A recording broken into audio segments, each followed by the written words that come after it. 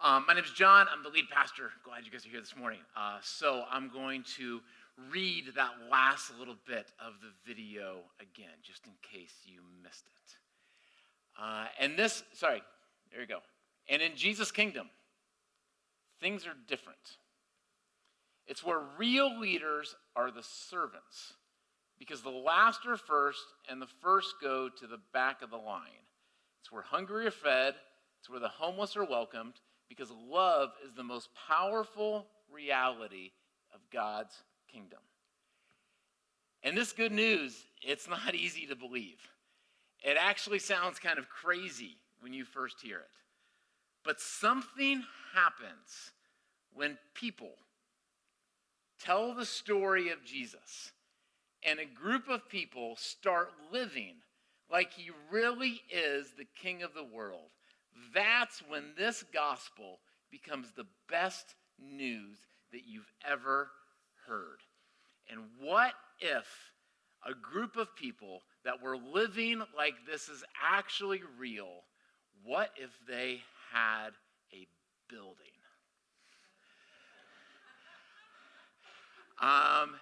I'm super excited about today. We are going to talk about a building that we are buying, that we're going to be moving into, and our big vision for that. But much, much, much, much, much bigger than a building, we are talking about a way of living. And when we live this way, and when we live this way with great tools like a potential building, then that's what really makes the impact. So I want to start off by talking about this idea of gospel. I'm just going to let you guys move the slides because my phone's like weird. All right, so go to the next one. And so we're talking about this idea of what gospel is. And so we've talked about this before. Gospel is not actually, like the video said, not really a religious word. It was just a word, and it just meant good news. And there's lots of good news. There was lots of people in Jesus' day that were had their own version of a gospel. And so Alexander the Great, before Jesus, had a gospel that he wanted to present to the whole world. Greek culture had a gospel. Augustus Caesar had a gospel. And Jesus, of course, had a gospel. And still today in our world, there's lots of different messages of good news. And so to make sure we all get it, here's a couple different illustrations of gospels today. And so what gospel is this ad showing us? What is the good news that Ford is trying to let us know? That if you buy a Ford, they will give you this kind of good news. What's the message of this ad? Reliable, sure. Well, what else are they promising in this? It's green, okay. It is green. What else are they presenting? Don't you ever just want to get away from it all? Wouldn't you just love like a peaceful day and just everything quiet down? Well, all you have to do is buy a Ford, and good news, all of that will be there. It's the good news of Ford, the gospel according to Ford. Here's another one. What is this ad? What good news are they promising us? Friendship. Yeah, isn't that like, man, like, come in. You're going to be included. We're going to share with you. You're going to have all kinds of community and friends. All you need is this bud because it's for you. It's the good news according to Budweiser. Last one for today, Doritos. Extreme. What is this promising? Adventure. Yeah. Don't you ever just feel like your life's just kind of like, I wake up, I go to work, I watch Netflix, I go home, repeat. Just like, I want some adventure in my life. Well, the people at Doritos have good news for you. If you just open a bag, all the adventure and purpose that your life has been looking for, it's right in that bag. And that's kind of the whole idea. So it's a great question to ask. Can these gospels actually be fulfilled? Can they actually fulfill the promise? And that's a great question to ask of Ford. That's a great question to ask of Budweiser. It's a great question to ask of Doritos. It's a great question actually to ask of the Bible and of Jesus. Can it actually fulfill the promises that it says? But today, we're going to talk about the idea of the gospel, not of Doritos, but the gospel according to Jesus. And it's an interesting thing. If you ask different Christians to define what gospel is, it's not actually like a super black and white issue sometimes. You can ask lots of different Christians what the gospel is, and you very well might get very different answers. You could maybe even in this room, definitely go to different churches and ask what is the gospel. But for the most part, there are different gospels that they will present will fit in these different categories. So here's some categories of gospel you might have heard before. And so the first is the social gospel. And so the social gospel emphasizes Jesus' teaching on justice, compassion, and social reform. It calls Christians to address systemic issues like poverty, inequity, and oppression. We need the gospel. That's what they're talking about. Other people, when they say the gospel, they'll talk about the prosperity gospel. And prosperity gospel gets kind of a bad rap sometimes because not only do you have to define gospel, but you have to define these two words, blessing and flourishing. And sometimes people will interpret blessing and flourishing in a very American Western way. And so the way in which the teachings of Jesus are going to lead to blessing and flourishing is by big houses and nice cars and good health and good looks, and that's what blessing and flourishing looks like, because that's what it kind of looks like in our culture. But in Scripture, it talks about all kinds of people that are blessed and flourishing, that according to Jesus are living a full life, and yet their health could be bad, they could be in prison, they could be impoverished, their life could be actually incredibly difficult. And so there's a possibility that prosperity, blessing, flourishing could look very different in a Jesus lens than in kind of the lens that we've gone from. But that's the prosperity gospel. The next one, I think, is the moral gospel.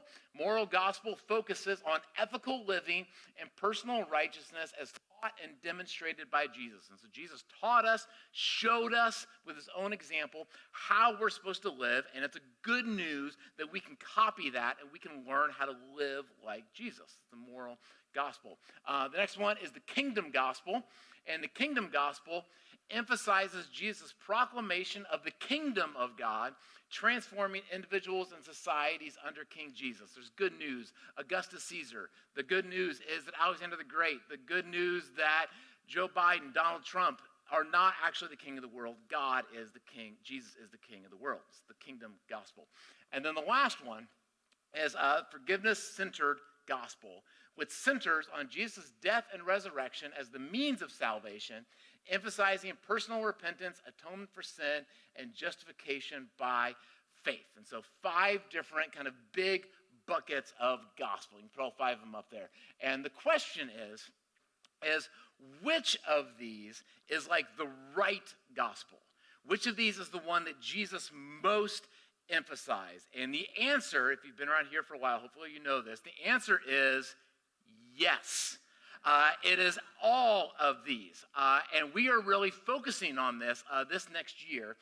We are looking at a book of the Bible. The Bible isn't actually a book. It's actually a collection of books, and one of those books is called the Gospel according to Luke. And so this is a book, 24 different chapters, that tells the story of Jesus. And every single one of those stories is gospel because they are all telling the story of Jesus.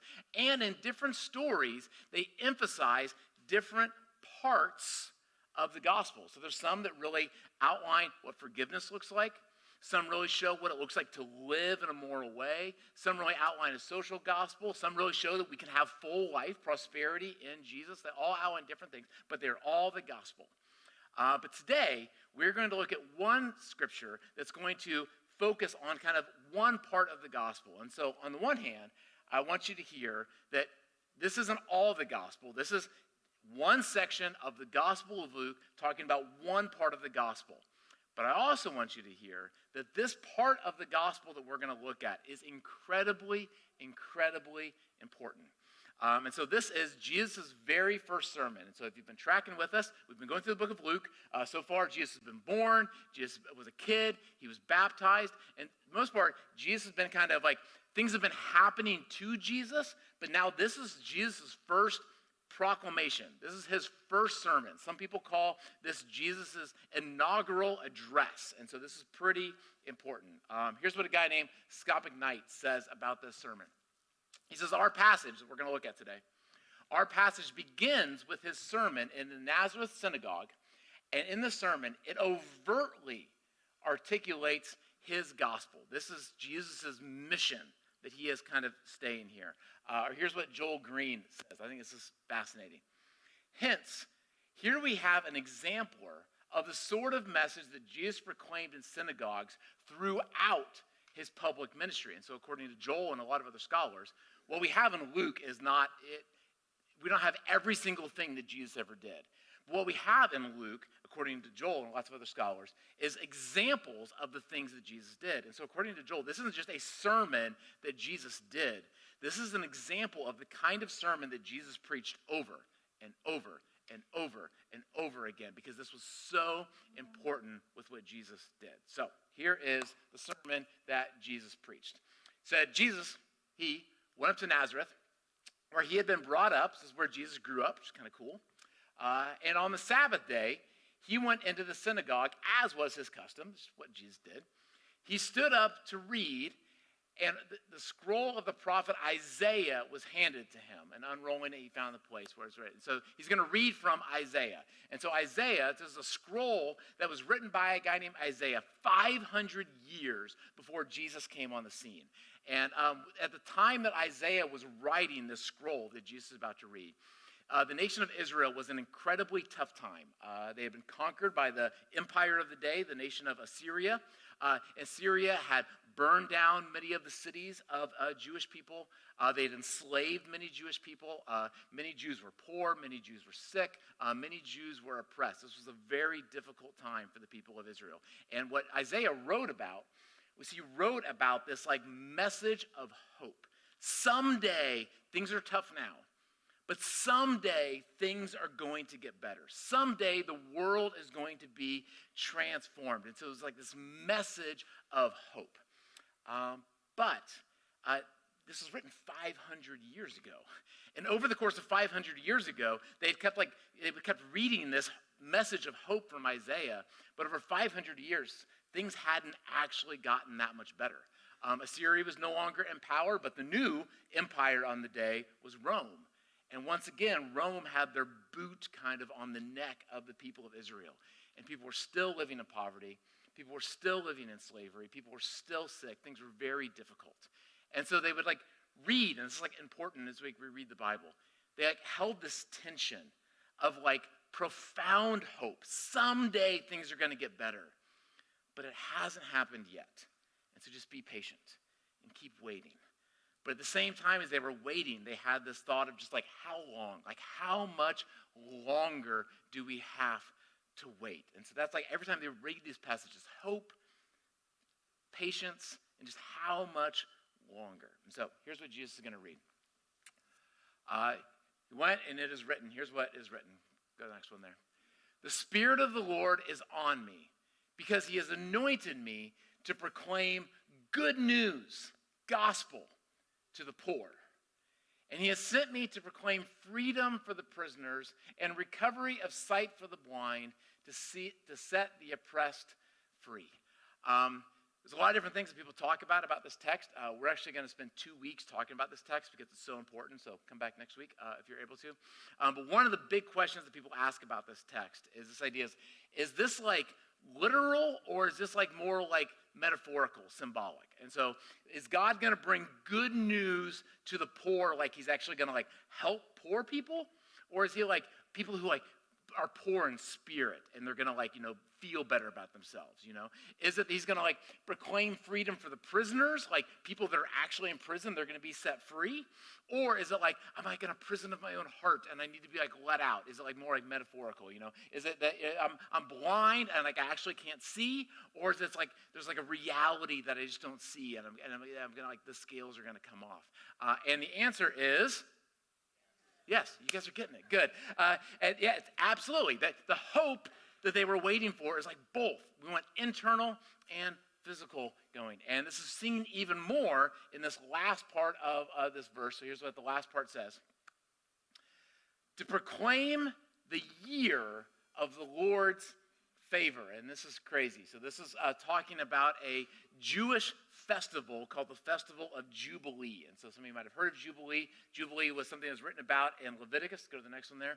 And the year of Jubilee is a biblical concept, so written 2,000 years before Jesus came on the scene in the Jewish Torah, in Leviticus 25, 8 through 55, and it describes a year. There's going to be this year of freedom and restoration and an economic reset for the people of Israel, and it occurred the 50th year. So every 50 years, this is supposed to happen, and was marked by several key elements. So here's what Jubilee is about. Go to the next one. It's about debt forgiveness. So every 50 years, all debts are canceled, allowing people to start fresh. Wouldn't that be cool? Is anybody in debt? Just like, good, it's 50th year. It's all set free. Freedom for slaves. And so any Israelite who had sold themselves into servanthood was set free. All slaves set free every 50th year. Land restoration. And so ancestral land that had been sold was returned to its original owners, preventing generational poverty. And rest for the land and all who worked it rested. Everybody gets a year off. Can you imagine? So it's not going to happen if you're really old. Maybe you'll get it twice in your life. But most people, once in your life, you're going to have this year where everything just gets like reset and everything happens. Pretty amazing. Here's what Jesus says. The Spirit of the Lord is on me because he has good news. Go to the next one. Then, so after he read this huge proclamation of this hope that they've been hoping for, then he rolled up the scroll and he gave it back to the attendant and sat down, and the eyes of everyone in the synagogue were fastened on him, and he began by saying to them, and what was normal, they had heard this passage before. The normal discussion at this point was like, okay, I know it hasn't happened yet, let's keep hoping. Let's believe. You got to believe. I know things are bleak out there, but let's just keep hoping. Let's keep being patient. You know, how much longer I know, but let's just wait a little bit longer, and someday maybe this is going to come true. That's what everyone is expecting Jesus to say, because that's what every preacher would say. That's not what Jesus said. Here's what Jesus said. Today, not someday, not let's keep hoping. Today, this scripture is fulfilled in your hearing. This is actually happening today. What Jesus is saying is that all the me's in here are him. This isn't like someone eventually is going to come do this, but the Spirit of the Lord is on me, on Jesus, because he has anointed me to proclaim good news to the poor. And he has sent me to proclaim freedom for the prisoner and recovery of sight for the blind, to set the oppressed free, and to proclaim the year of the Lord's favor. This is crazy. Tim Mackey says this. He says, the year of Jubilee, it's one of the most radical ideas in the Bible. It was a complete socioeconomic refresh that was supposed to occur every 50 years in Israel. There's no record of it actually happening. Jesus claims, which is what Jesus claimed that day, he claimed to enact a jubilee when he announces his ministry. And in Jesus' kingdom, things are different. It's where real leaders are the servants, because the last are first and the first go to the back of the line. It's where the hungry are fed and the homeless are welcomed, because love is the most powerful reality of God's kingdom. And this good news, it's not easy to believe that this could ever actually happen. It actually sounds kind of crazy when you first hear it.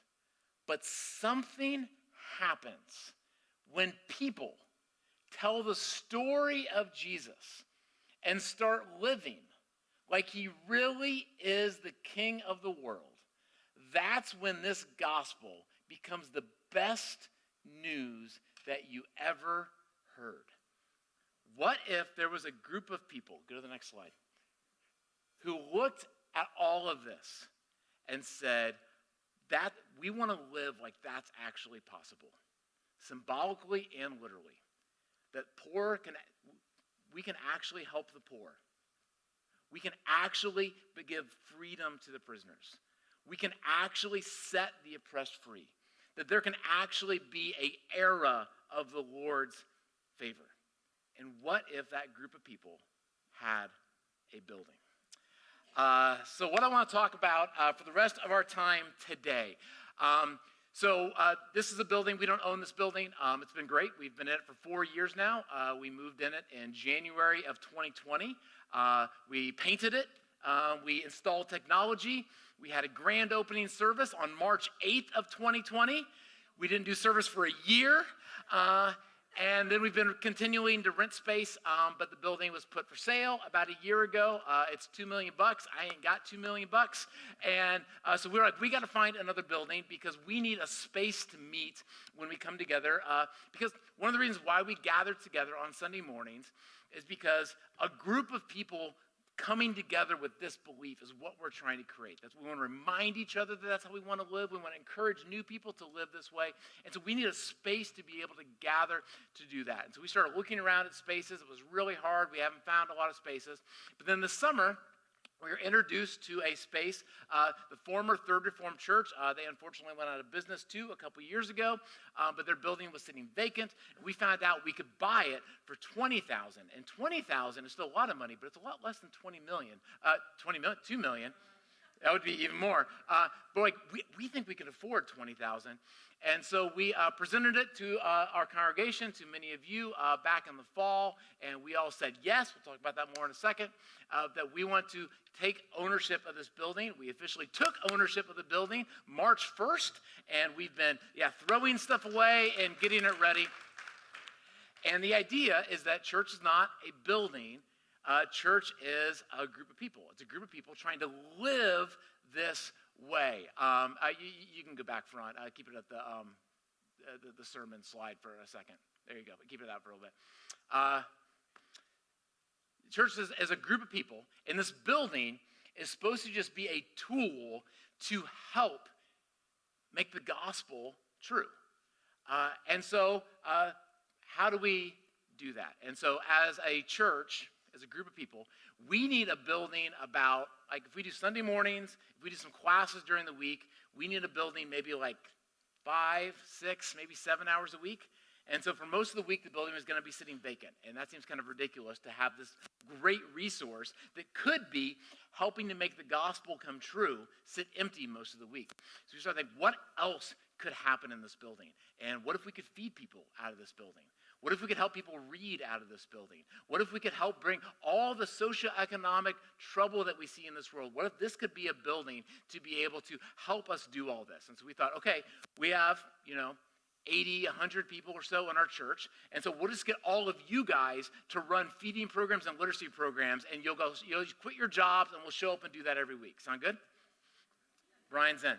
No, that'd be ridiculous, because there's already some really amazing groups in our city that are already trying to help people read, that are already trying to feed people, that are already trying to help parents. And a lot of times what they just need is they need space to be able to do their programming. And so what if we just opened up the doors and gave them a key and said, hey, can you run your program in this space? And we've had people who have said, yeah, we would love to do that. And so I'm excited for you to meet some of those people today. And so community leaders, you guys can pull a chair and come up, and we're all going to gather up front here. And I'm excited for you guys to get to hear some of the dreams of some community organizations who would love to use our building to do some really cool stuff.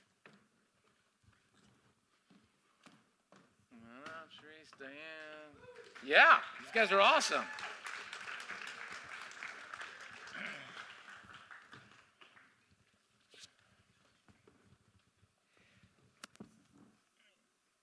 Everybody got one more seat down here?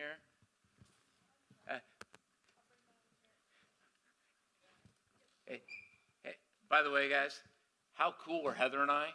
Did you guys? Yeah, huh? Just uniform. All right, so we're going to start down here.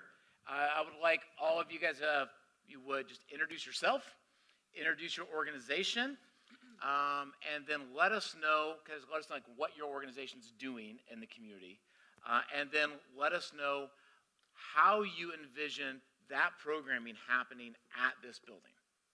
Got it? Name, organization. All right. Who are you? Who am I?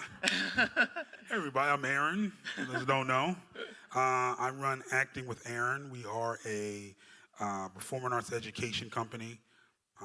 We provide performing arts classes to the community at low to little to no cost. Um, we provide acting classes, playwriting classes, uh, intro to directing classes, musical theater classes, um, and we've done that from ages from K through 12, from seniors in senior community centers and living centers to we've done that for the Center for Disability. We've done that for many organizations and community centers around the capital region area. And what I envision for this space, for a long, it's been just me kind of living out of my car and going from space to space. And for those of you who've not seen the back seat of my car, it's full of old scripts and props and whatnot. And having a space like this would allow us to have a home base where, the community can come and sort of have a place that they know to go to and know that they can go to for the community that we serve, where poverty is an issue and transportation is an issue as well, where they know that all their family, their children, or anybody that's interested or ever been interested in theater can have a place where they can truly be seen and heard and given a space to completely be themselves and explore and pretend and play and all that. Thank you. Hi, everybody. My name is Jamela Anderson, and I run Free Food Fridge Albany. Thank you. I say I run it, but really the community runs it. I'm just a servant to them, so I'm happy to be in that role at all times. Very similar to Aaron, my stuff doesn't really live out of my car, but we procure food and we get it as fast as we can. And one of the main things about the program is that if you're not familiar with it, we have refrigerators all over the city that are painted with mini murals, and they're all filled with free food. So they're low intervention foods, pantry alternatives. I made it very clear that I don't want to be running a pantry out of this place, but I'm happy to work with whoever wants to do that. But I do want to be offering foods that are not shelf stable, so the greens and the things that you need to eat a little bit faster. And one of the deficits that we've had over the last few years after one of our partners kind of shut down abruptly, which was serving free meals and things. And so one of the ways that I really envision this space being useful is using the kitchen. There's a really beautiful kitchen that all of us will be using, I'm assuming, but I think it would be a really good way to bring the community together to make meals and fundraise, and there's a really beautiful meeting space outside of the kitchen, and so I'm really envisioning that, and then having a place to store food to work out of. We had come up with, I think, 5 schools that are kind of in the surrounding area of this place, and they're walkable, they're sidewalks. It's clean, and it's there's bus routes right near it, so this could really be a hub for that, both for the folks who we might be serving and just for us to be able to have a parking lot to park in and to not get parking tickets all the time for double parking when we're literally delivering free food to people. So this will solve a lot of the problems for us, and I grew up in the area, and so I'm really happy to see this thing that I pass pretty much every day because I still live in that area. But just being able to be a hub for kids to see, I think it's so important, just like our fridges, that when kids are walking by, they see the murals and it's inviting to them specifically. And so when they see a space that is a church, which is symbolic for many reasons, but it's not just operating as a church, it then provides this opportunity for people to know that no matter what world or what walk of life you're coming from, that this space is for you. So I really am excited for that. Thank you. Good morning. My name is Cherise Vanterpool, and I'm the Executive Director of Encouragement and Enrichment Motivational Services for Children. I specialize in Reading with Friends book club, book and social club, where we help children, encourage children to read more. but also providing social emotional learning so that they can learn how to be friends. This space would be so amazing for us because not only do we do the book club, we have a summer camp, and we have parenting and anger management classes. We are registered with the courts, so we can give them a letter just in case somebody has like a court issue. And the parenting, we can also give them a letter. I am a state certified parent educator, so we want to be able to bring all of these services under this one space. Our book and social club, we take children out on trips. We already took them to the Bronx Zoo. We took them to the Museum of Natural History in New York City. I'm from New York City, so I usually travel back and forth, and I just want them to experience these things. And now we're going to the New York Aquarium in June. We may push it to July if we get the space, and that can be our end of summer program celebration. How we get the children to go, we do ask for sponsors for the children who can't afford to pay. And we've been so lucky to get sponsors for the kids. We give them breakfast and lunch on the bus and at the trip. So we give them breakfast in the morning, we give them lunch, whoever can't afford to buy a lunch or bring a lunch, we give them lunch. And then on the way back, we give them a snack to calm out their day. They wasn't calm the last trip. They was all over the place. But I think for us, this space would really, really allow us to reach more people in the community. We have a diverse child program, and so all children are invited. And I think that we don't have enough childcare, but most importantly, we don't have enough early education programs. And I know that a lot of parents are strapped. They're looking for something for their parents to do. So once we get settled, maybe we'll have mommy and me, daddy and me on a Saturday, just having games, doing social emotional learning with babies and toddlers. And so this place will really, really, really help us to reach the community with love, to show them that we do have a space for them, opportunity to get parental professional development, I'm calling it, because when you say anger management and you say parenting, it's like I don't have an anger issue and I'm a great parent. So we want them to come because we want them to feel empowered to learn new strategies. These kids are different. I'm a preschool teacher, so these kids are different, and they're different. And with these trainings for the parents, it'll help you be able to take on anything and be empowered by the community helping you to take on anything.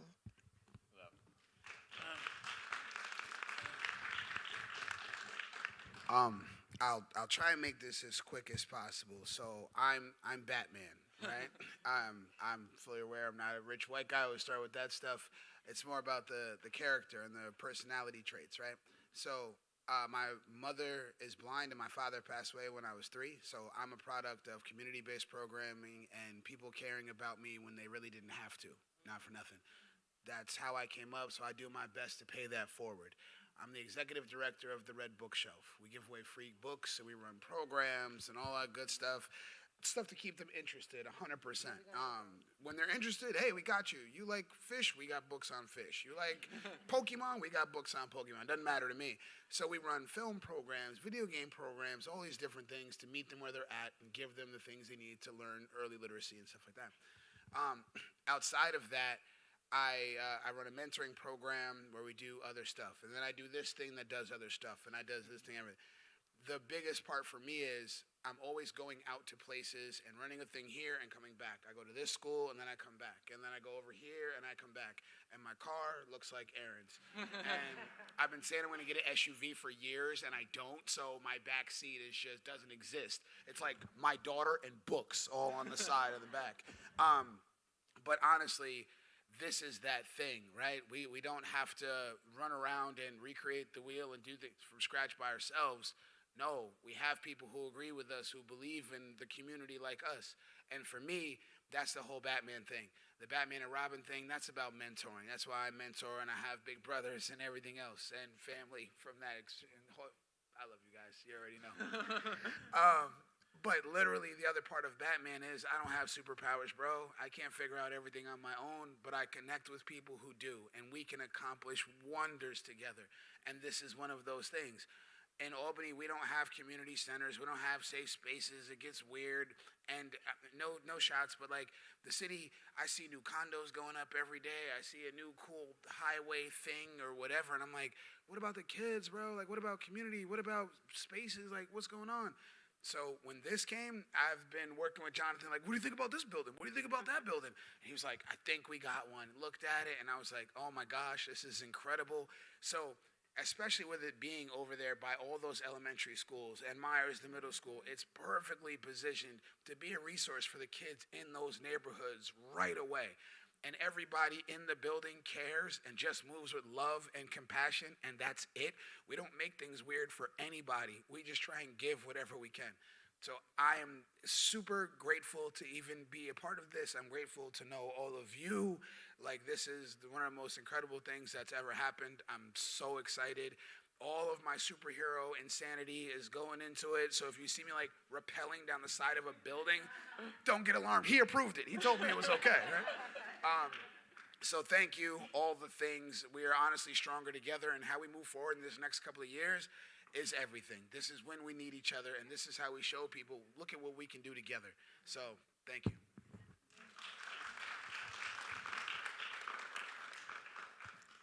Hi, I'm Diane. I'm with Wizards Wardrobe, which is a free after-school literacy one-on-one tutoring program. Thank you.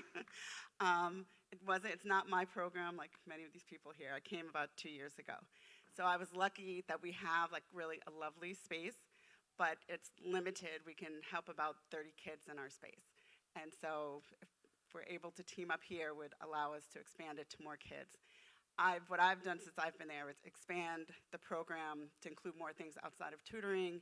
We have a Saturday program now. We went to New York City to the museum with Charisse and her group. And one of the biggest things, so we have gotten very good at helping kids with reading skills, like decoding and phonics. But they come to us reading undergrade level. They hate books, they hate reading, they hate words in general. But a couple weeks ago, we had a magic show, and it was a reading-focused magic show. And the magician asked the kids, "Who in here likes to read?" And like everybody raised their hand. And that was like my moment. Thank you.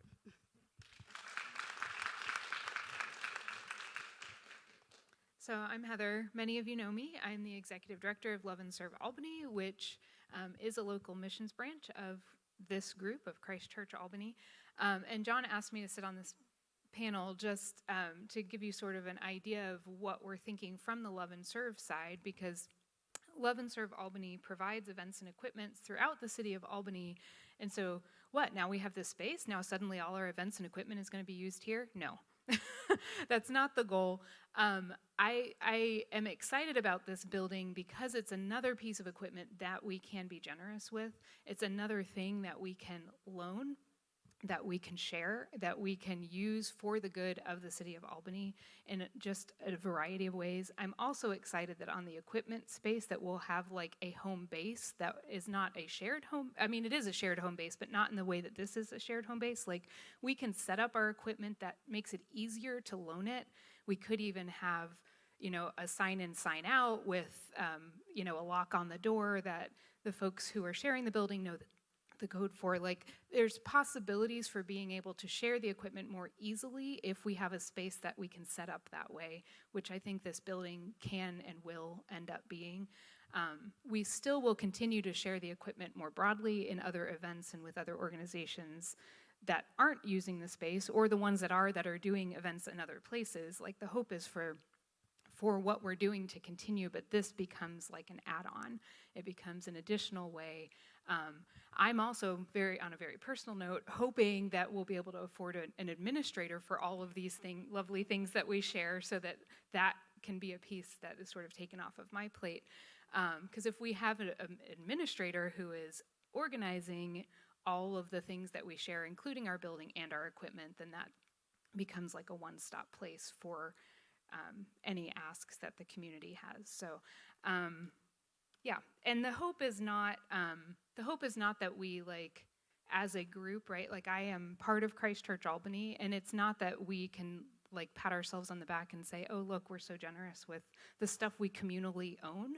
The hope is that it becomes our posture, that we can practice as a group how to be so incredibly generous with the stuff that we own as a group, so that it becomes part of who we are as individuals as well, and we become more and more generous with our own belongings, our own things, and helps us in our posture every day, not just when we're gathered as a group, right?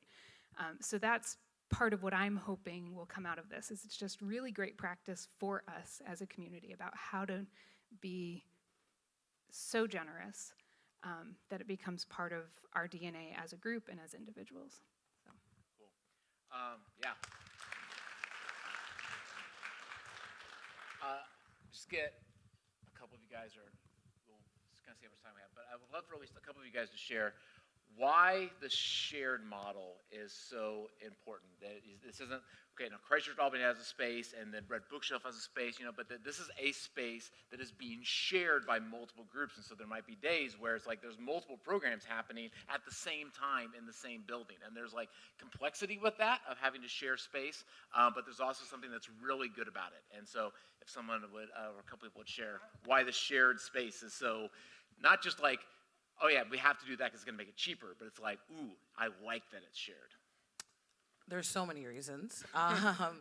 I think one of them is that not everybody up here is going to necessarily be a part of it, or like there are people missing from this.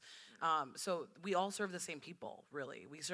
We all start, there's a lot of services. I've talked about it many times, like intervention is something that I think that we often focus on, but prevention is something that we don't focus on as much. And that's why that early side of things is super important. And I feel like basically at each stage of life, we all kind of chip into that, or like we kind of work at that. We can't do it alone, and we often get siloed. So like I'm doing my work, Aaron's doing his work, I've Red Bookshelf is doing theirs, and it's so hard to engage with like the greater community, but we all serve the same people. And so this is a really good big way to do that.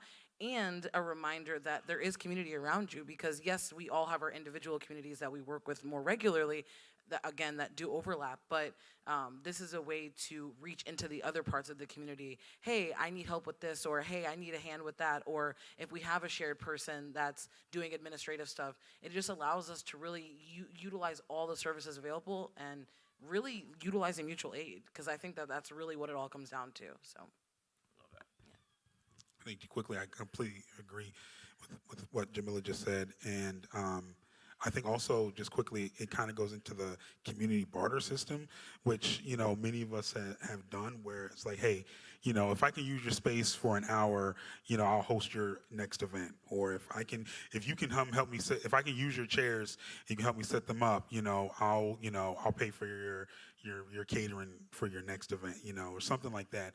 And, unfortunately, a lot of these smaller organizations don't have all the money in the world to do an extravagant ball in our Capitol Center. No shade.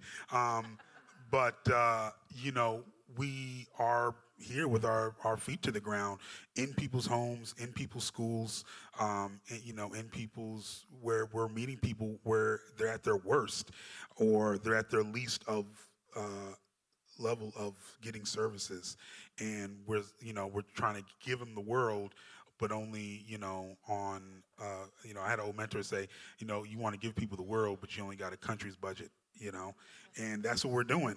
And I think quickly, just a system like this will allow us to, like, I think for myself and maybe Jamila, our use of the space may be a little different.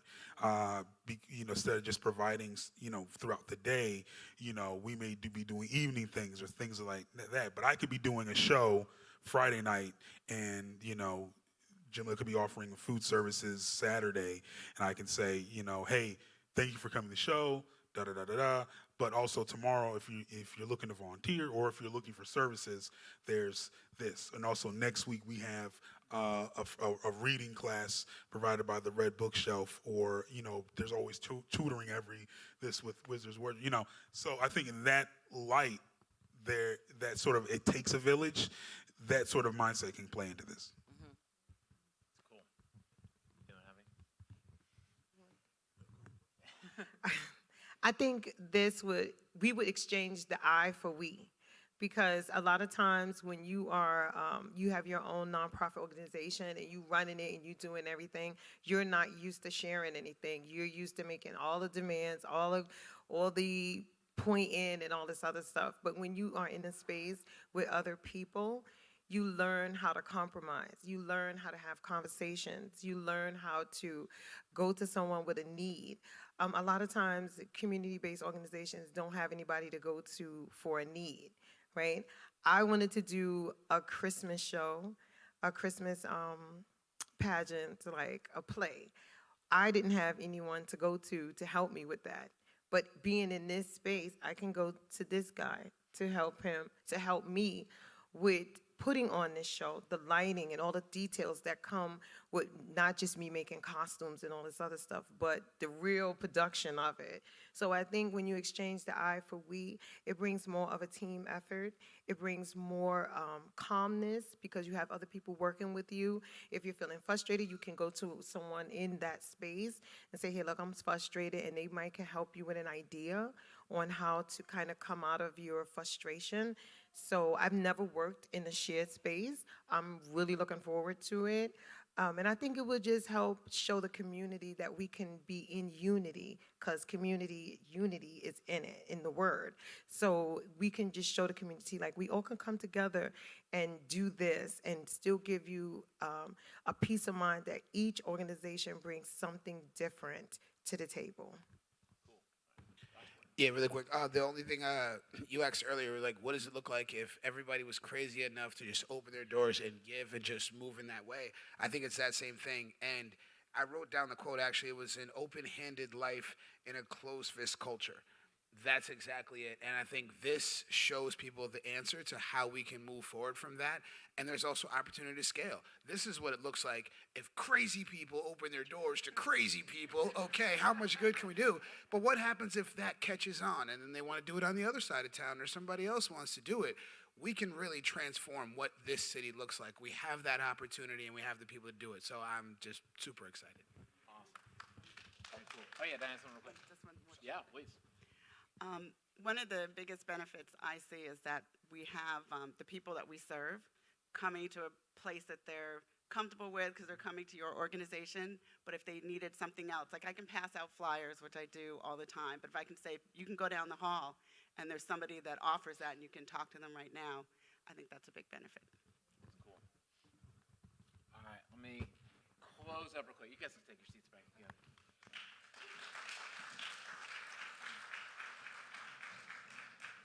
All right, so one of my big hopes for today, so we talk about this question sometimes of who is the we, and because it's like, okay, who is Christchurch Albany's buying a building? Like, who is Christchurch Albany? And like, we are going to have community organizations. Like, who is this organization? And so I really wanted like you guys to meet each other. And so community leaders, this is important. Community leaders, this is Christchurch Albany.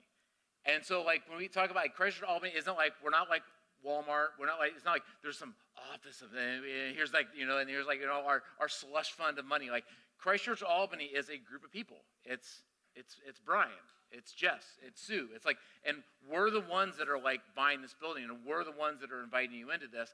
And now Christchurch, this is the organizations that we are working with.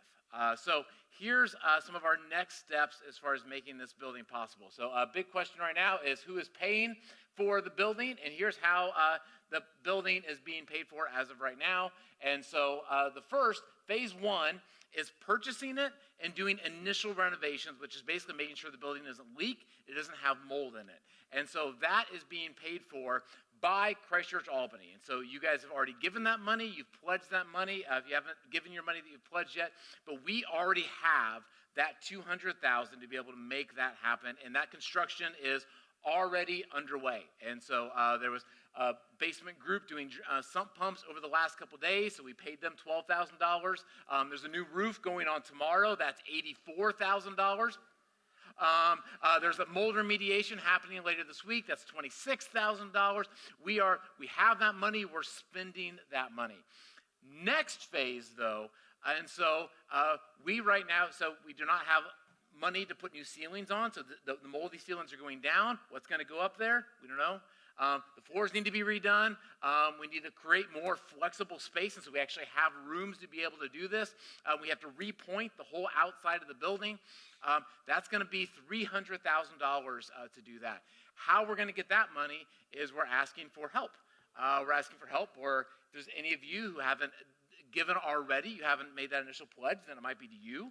But we're also asking you, maybe go and ask your company, do you guys sponsor a community program? This might be, I'm going to ask my mom, go ask your mom. Go ask your guy. And let's see if we can get the community involved to raise this money. We're going to do some big fundraising events. We're going to let you know how you can invite people to that. But we need help to be able to raise that next $300,000 to do that. The next thing that we need help paying for is kind of the ongoing expenses of the building. And so there's utilities, there's insurance, there's cleaning, there's lawn care, snow removal, maintenance, management. All that kind of stuff is going to cost a good amount of money. Our budget, you can, where's John at? John, yeah. So we have two trustees, Jason and John. They have our church budget. You can ask John or Jason. They'd be happy to sit down and show you, here's how much money currently comes in through our offerings, and here's how much is going out. The ongoing expenses of this building right now are going to be more than we currently have in our budget. And so we either need our budget to go up, but our plan is that it's going to be shared. And so these organizations have said, we want to help pay for the ongoing expense of this building so we can share it together. And we're going to kind of do it the same way we do with church here, is we don't have like a criteria of how much you give. We don't say, because you come to Christ Church Albany, you need to now give this amount. All of you give what you're able to give, and you give generously. And these organizations have agreed that they want to give to this project, and they're going to give different amounts, but they're going to give generously, and we're going to see what we can all do together to pay for it. Last thing of how you can help with the next phase of this building is some work days that are going to be coming up. And so March 29th, April 12th, and April 26th, we're looking for people who can come to the building. We're looking for people with skills, and we're looking for people with not skills. And so here's the big requirement. If you have two fingers, and if you put it on your neck, and if it's moving, then you're in. And we would love to have you volunteer. As we go through this, there's a lot we need to do for this building. We want to do this in a way where we're caring, because again, this is our church. Like there's not like a bunch of other people, some people that aren't here today, but we know that all of you can't be there every single time we do a work day. We don't want all of you here every time you do a work day. We know you have families, we know you have other things going on, but if there's one of these days that you can volunteer, some of you might have the ability to show up to two. We would love for you to show up and be able to help. And here's the big idea of why all of this and why we want to have a building. It's to go back to the video. It's because we believe in the gospel and we believe in good news. And when you first hear this idea that God wants to use a group of people to make a difference in the world, it's not easy to believe. And that something like this could actually happen, it actually sounds kind of crazy when you first hear it. But I really think that something happens when there's a group of people who tell the story of Jesus and they start living like he really is the king of the world. And that is when the gospel becomes the best news that the city of Albany has ever heard. Let me pray real quick. And Lenore, you can come up, and Trudy, you can get ready. Jesus, thank you that you have, we've been praying for a long time about where we want to be eventually. And I think you've kind of like set up this amazing generosity of this building that we get to buy so cheaply. You have given us such favor with folks in the city of Albany and with different groups. And we pray your blessing and your hope that we want to live out. We want to be people that are living this out. You came to enact an era of jubilee. You came to bring about a world where poverty is being alleviated, where prisoners are being set free, where indebtedness goes away, where no one is going into generational poverty, where slavery and the effects of slavery are broken. And this building can be a tool that we can use in that gospel. Help make it so. Say we pray. Amen.